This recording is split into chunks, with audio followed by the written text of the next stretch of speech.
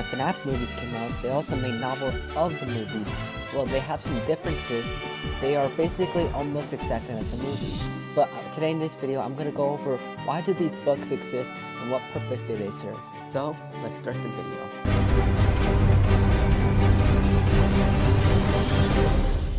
So the first FNAF movie novel released a couple months after the FNAF movie came out. And so when people were reading this book, they noticed some differences. And it was very different compared to the first FNAF movie, where there's a lot of scenes that were changed or even added. So that was one of the benefits of the books compared to the movies, is that they give additional context that is never explained or shown in the movie. While yes, a lot of people were complaining about the quality of the writing and the grammatical problems it had, overall this book was a decent read if you liked the FNAF movie and needed more context on what happened in the movie. But the best part about this is that even if you don't read the book, you're not missing out on much. So it's not like they're gatekeeping a lot of lore or knowledge behind the book to understand the first FNAF movie. Now, one interesting thing about this is that there was a theory going around that this book was actually supposed to be the rated R script of the FNAF movie, because it had a lot of similarities to the script. But at the end of the day, we still don't know. But that was just a big rumor that was flying around. And a couple months after the FNAF 2 movie released, we got our second novel. Now the difference between this one and the first one is that it came with 8 pages inside the book. It's in between the book in the middle, and so they're just basic images you could find on Google. So before the book even came out, people were able to find this book in some of the bookstores, and when people read it, they were very disappointed.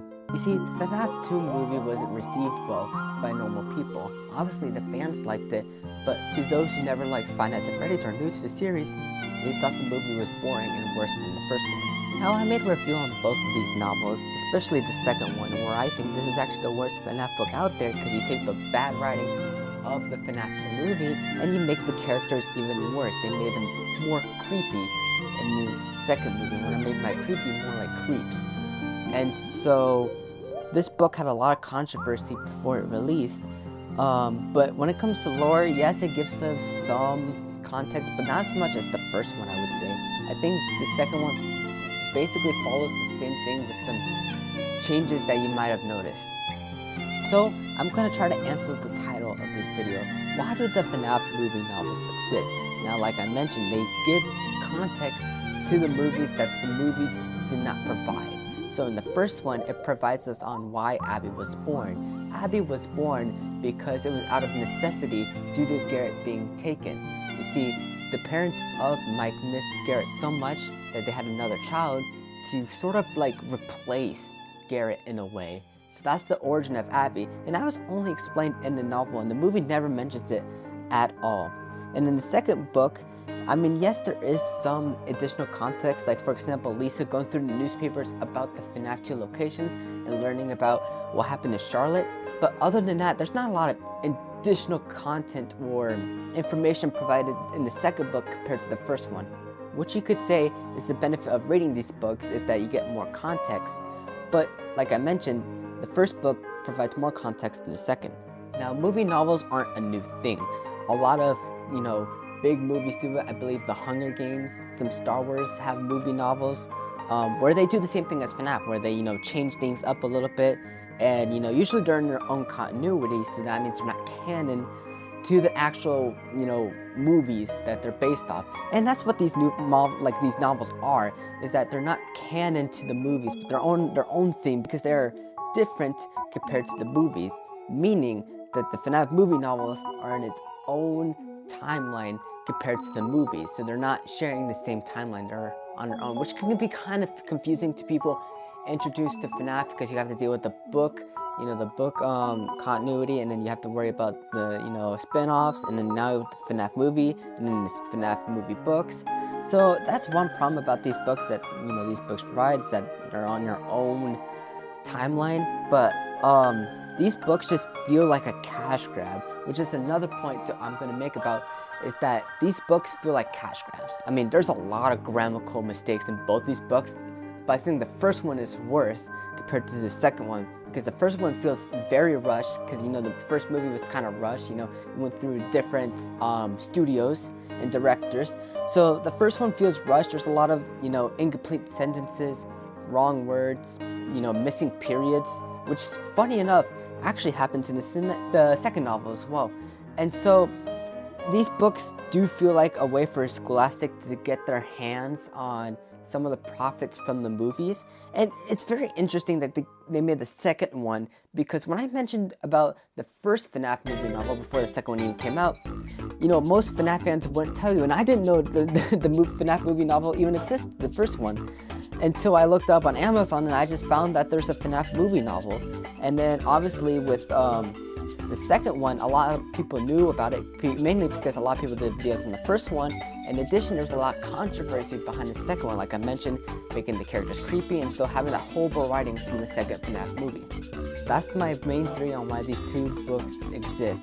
It's because, first of all, I think it's a cash grab from Scholastic. Obviously, you know, when you make books, you're supposed to make money, but I feel like these are ways for Scholastic to get their hands on, you know, some of the FNAF movie hype, and, you know, how much money the movies have made and how to jump on that bandwagon.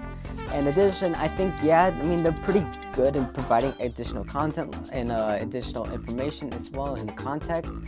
But overall, I feel like these books are just super lazy. I don't want to go into a review of it right now because I already did a review of these books, and you know, I'm just disappointed, and I think the FNAF 2 movie novel is the worst book. But other than that, there's nothing much to these books, and they're just cash grabs at the end of the day. They're just there, you know, to exist. You know, FNAF fans love reading the FNAF books. That's why we have so many of them.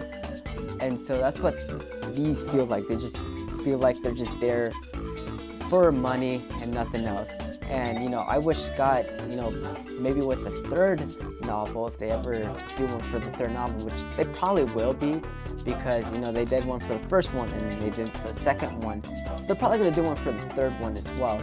So I really hope when the third one is being in you know, production or being worked on or being written, I hope Scott is there just to oversee the book. I know he's retired, but, you know, it's just these books feel very lazy, very rushed as well, and they're pretty expensive as well, because I'm looking at the second FNAF movie novel. This one came out maybe like in May, and it's 15 bucks for this book, which is absolutely crazy for a crappy novel.